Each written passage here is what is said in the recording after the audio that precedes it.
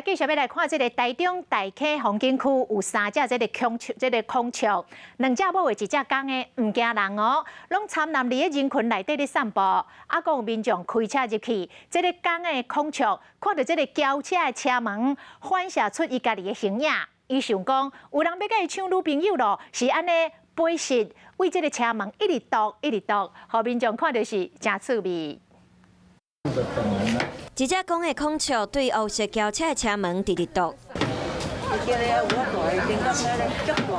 公孔雀先撩啊读一个，后来愈读愈紧，敢若上气共款，佫展出视角飞起来攻击车门。专家讲，这只公孔雀对车门生气，应该是认袂出是伊家己。车子里面的那一只，可能他觉得是另外一只孔雀，可能跟他会有冲突，所以他会有那个。 打架的一个行为。公孔雀生气趣味的模样，互围观的民众真惊奇。不过嘛，烦恼伊对车门伤大力的着伤，赶紧甲赶走。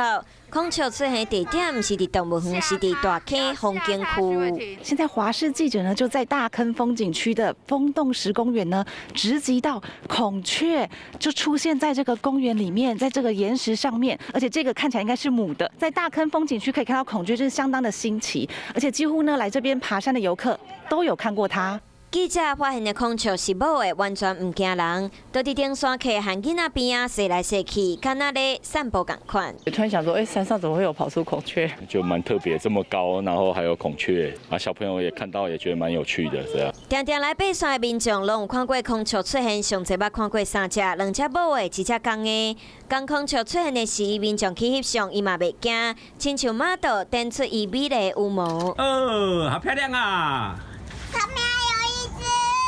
农业局表示，孔雀是外来种，而且大溪风景区嘛毋是孔雀的栖地，所以判断可能是别人饲的，走来到大溪。呼吁民众，孔雀虽然生甲真水，不过毕竟是野生动物，莫甲饲，嘛莫甲搅扰，保持安全的社交距离。